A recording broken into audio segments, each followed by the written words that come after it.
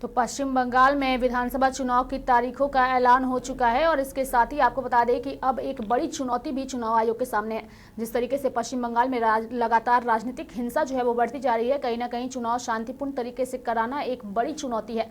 और इसी खबर पर अधिक जानकारी के लिए हमारे साथ पश्चिम बंगाल से सीधे हमारे साथ जुड़ रहे हैं हमारे सहयोगी सिलीगुड़ी से बैजू। हम सीधे उनका रुख करते हैं। बैजू, चूंकि जिस पल का सभी को इंतजार था वो पल आ चुका है और चुनाव की तारीखों का ऐलान हो चुका है। 8 चरणों में चुनाव कराए जा रहे हैं। ऐसे में कितना चुनौतीपूर्ण होगा शांतिपूर्ण तरीके से पश्चिम बंगाल में चुनाव कराना? बैजू, देखो रेखा, जब कल ये पता चला कि चुनाव आयुक्त जो है बंगाल के चुनाव की घोषणा करेंगे तो उसके बाद से जो है पूरे देश की नज़र जो है चुनाव आयोग की घोषणा पर टिकी हुई थी। और जब चुनाव आयुक्त ने बंगाल चुनाव की घोषणा का ऐलान किया तो उसके बाद जो है राज्य की राजनीति में एक हड़कंप समझ गया है और तृणमूल कांग्रेस ने सवाल उठाया है कि आखिर बंगाल में क्यों 8 चरणों में चुनाव कराया जाएगा। ममता बनर्जी ने बहुत कड़े शब्दों में चुनाव आयोग का जो है उन्होंने जो है उनके खिलाफ कल जो बात कही थी कि जब 5 राज्यों में जहां पर कहीं 1 दिन में चुनाव होगा, कहीं 3 दिन में चुनाव होगा, तो फिर बंगाल में क्यों 1 महीना 3 दिन तक जो है चुनाव कराने की योजना चुनाव आयुक्त ने किया है। इस पे ममता बनर्जी ने जो है सवाल उठाया है। लेकिन ममता बनर्जी का तेवर जो कल हमने देखा, उनके बॉडी लैंग्वेज से ये साफ हो जाती है कि ममता बनर्जी मोदी सरकार के साथ जो है इस चुनाव में एक करारी टक्कर देने के मूड में है और उनके बॉडी लैंग्वेज से ये पता चलता है कि इस चुनाव में ममता बनर्जी पीछे हटने वाली नहीं है। उन्होंने कहा कि अच्छा है, अगर चुनाव आयुक्त 1 महीने से भी ज़्यादा अगर यहाँ पर खेल खेलना चाहते हैं तो हम भी खेल के मैदान में रहेंगे और भाजपा को कड़ी टक्कर देंगे। रेखा, बैजू, और इसके साथ ही बैजू, जब 2006 में पश्चिम बंगाल में विधानसभा चुनाव हुए थे उस समय 35 साल तक सत्ता में रहने वाले वामपंथियों को हटा करके ममता बनर्जी ने जो है वो पश्चिम बंगाल की कुर्सी जो है वो काबिज की थी। और उसके बाद फिर 2011 में भी चुनाव हुए और उस समय भी अगर हम देखें तो बीजेपी लगातार टीएमसी को लेकर के विरोधी दलों में थी, लेकिन उसके बाद भी टीएमसी ने अच्छा प्रदर्शन करते हुए सत्ता पर काबिज पाया। आखिर कहाँ कमियां रह गई और किस वजह से आज जो है टीएमसी का जो है वो एक माहौल जो है वो पश्चिम बंगाल में बिगड़ा हुआ है? बिल्कुल रेखा, ममता बनर्जी राज्य की राजनीति में पिछले 40 साल से जो है संघर्ष करती आ रही है। उन्होंने जब वामपंथी 35 साल तक बंगाल के सत्ता पर थे उस समय ममता बनर्जी ने जो है वामपंथियों के खिलाफ जो है एक लंबा आंदोलन छेड़ा था और कई बार ममता बनर्जी पर हमला भी हुआ था, राइटर्स बिल्डिंग में भी हमला हुआ था। लेकिन ममता बनर्जी जो है वामपंथियों के खिलाफ पूरे बंगाल में जो एक माहौल बनाई थी उसका जो फायदा 2006 के चुनाव में मिला और मैजिक फिगर 184 सीट लेकर ममता बनर्जी 2006 में बंगाल की सत्ता पर जो है कब्जा की थी और 35 साल के वामपंथियों को हटाकर ये बहुत बड़ा एक उनका राजनीतिक जीवन का एक जो है बहुत बड़ा अचीवमेंट था। और उसके बाद हमने देखा कि 2006 से लेकर 2011 तक ये जो 5 साल का जो समय था, ममता ने बंगाल के गांव-गांव में जो है काफ़ी विकास किया, क्योंकि ममता ये जानती है कि हमें विकास से जब तक हम नहीं जुड़ेंगे तब तक हम लोगों से नहीं जुड़ पाएंगे।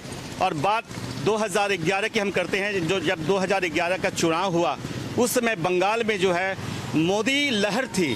ऐसा लग रहा था कि बीजेपी को जो है एक बहुत बड़ी सफलता मिलने वाली है, लेकिन बंगाल की जनता ने एक मूड बना लिया था कि 2006 में आई ममता को अभी हटाना ठीक नहीं होगा और ममता को और एक मौका दिया जाना चाहिए। और बंगाल की जनता ने 2011 में ममता को ज़बरदस्त वोट देकर जो है उनको वापस सत्ता में लाया और ममता को 2011 में 211 सीट मिली, जो अपने आप में एक रिकॉर्ड है।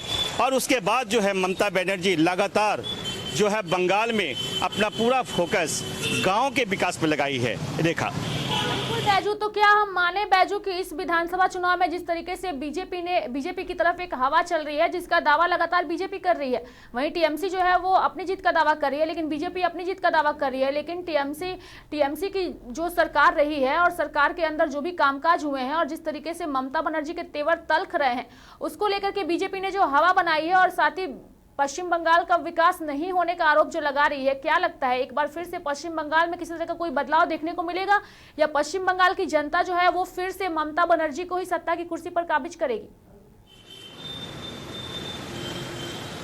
देखा, आपने बहुत अच्छा सवाल किया। मैं आपको थोड़ा पीछे ले चलता हूं। मैं आपको बंगाल के पंचायत चुनाव की ओर ले जाऊंगा जो 2018 में हुए थे, और वहीं से जो है तृणमूल कांग्रेस का जो ग्राफ है गिरने लगा। 2018 में जो पंचायत चुनाव हुए थे, जो ग्रामीण इलाकों में जो है पंचायती राज का जो चुनाव होता है, उस चुनाव में जो है बंगाल में काफ़ी हिंसा हुई थी और विरोधियों को पंचायत चुनाव लड़ने नहीं दिया गया था। और मुख्य रूप से भाजपा पर जो है तृणमूल कांग्रेस का जो आक्रमण था, जो हिंसात्मक आंदोलन था, उनका बहुत ज़्यादा था। भाजपाइयों पर बहुत हमला हुआ और इसका जो है जो बुरा एक असर बंगाल की राजनीति में देखने को मिला और लोग जो है तृणमूल कांग्रेस से जो है कटते नजर आए। और उसके बाद से लगातार जो है बंगाल में भाजपा पंचायत चुनाव में जो हिंसा हुई थी उसको एक बड़ा मुद्दा बनाकर अपनी ज़मीन को मजबूत करने में जुट गई। अब बात हम करते हैं 2019 के लोकसभा चुनाव की। 2019 का जो लोकसभा चुनाव था, उस चुनाव में बंगाल की जनता ने तृणमूल कांग्रेस के खिलाफ वोट दिया। कारण पंचायत चुनाव में बंगाल की जनता ने जिस प्रकार हिंसा देखी थी, उसका कहीं न कहीं जो है विपरीत असर 2019 के लोकसभा चुनाव में देखने को मिला और भाजपा ने इसको बहुत अच्छी तरह से भुनाया था। और भाजपा को 2019 में तृणमूल कांग्रेस को एक बहुत ज़बरदस्त टक्कर दिया और बंगाल की जो 42 लोकसभा की सीट है, उसमें से 18 सीटों पर भाजपा ने कब्जा कर लिया था। जब से भाजपा बंगाल की 18 सीटों पर कब्जा की, उसके बाद से भाजपा वाले एक दिन भी जो है बैठे नहीं रहे और उनका जो टारगेट था वो था 2021 का विधानसभा चुनाव। और भाजपा वाले शहर से लेकर गांव तक अपने संगठन को मजबूत करने में लग गए। 2019 में अगर हम बंगाल के उत्तरी इलाके की बात करें, जिसे उत्तर बंगाल कहा जाता है, जहां हम लोग रहते हैं, उत्तर बंगाल में कुल 8 जिले हैं और यहां पर लोकसभा के कुल 8 सीटें हैं, जहां पर 2019 में भाजपा ने 7 सीटों पर कब्जा कर लिया था। और उत्तर बंगाल की जो 54 विधानसभा की सीट है, उन 54 विधानसभा सीटों में अधिकांश सीटों पर जो है भाजपा तृणमूल कांग्रेस से काफ़ी आगे रही और ये भाजपा के लिए संजीवनी से कम नहीं था। और यहाँ से भाजपा की जो है रणनीति जो राजनीतिक रणनीति थी बिल्कुल बैजू, जो तस्वीरें आप हमें याद दिला रहे हैं ये 2019 की है, लोकसभा चुनाव की है। लेकिन मैं आपसे भी एक सवाल करना चाहूंगी बैजू कि 2019 का जो चुनाव था वो लोकसभा था, केंद्र में मोदी सरकार को लाना था, इस वजह से उस चुनाव को मोदी की दृष्टि से अहम माना जाता है। लेकिन लोकसभा का चुनाव और विधानसभा का चुनाव दोनों में काफी अंतर होता है।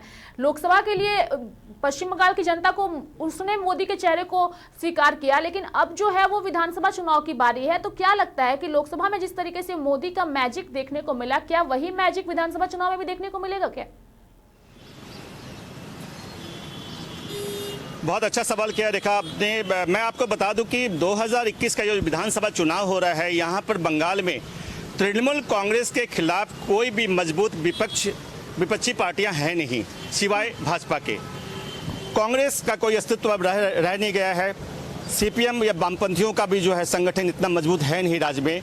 तो इस समय 2011 में तृणमूल कांग्रेस का जो सबसे बड़ा जो विपक्षी दल अगर हम कहें तो वह है भाजपा, और भाजपा के साथ में जो है टक्कर होना निश्चित है। और हमने देखा कि 2019 के बाद में भाजपा ने जिस प्रकार बंगाल में अपने संगठन को मजबूत किया है, कहीं न कहीं बहुत बड़ी चुनौती है इस बार तृणमूल कांग्रेस के सामने। और ये बात तृणमूल कांग्रेस वाले भी मानते हैं, क्योंकि इस चुनाव को लेकर जिस तरह से भाजपा के केंद्रीय नेता अभी से बंगाल में शिविर करना शुरू कर दी हैं। आप परिवर्तन यात्रा की बात कर लीजिए। परिवर्तन यात्रा के माध्यम से जो है भाजपा ने अपने प्रथम चरण का जो है चुनावी प्रचार करीब पूरा कर लिया है। तो कहीं न कहीं जहां एक और तृणमूल कांग्रेस पीके के इशारे पर जो है तरह तरह के कार्यक्रम कर रहे हैं, जिस तरह पीके की सलाह पर जो है ममता बनर्जी ने जो है एक कार्यक्रम चलाया था, हर दरवाजे पर सरकार।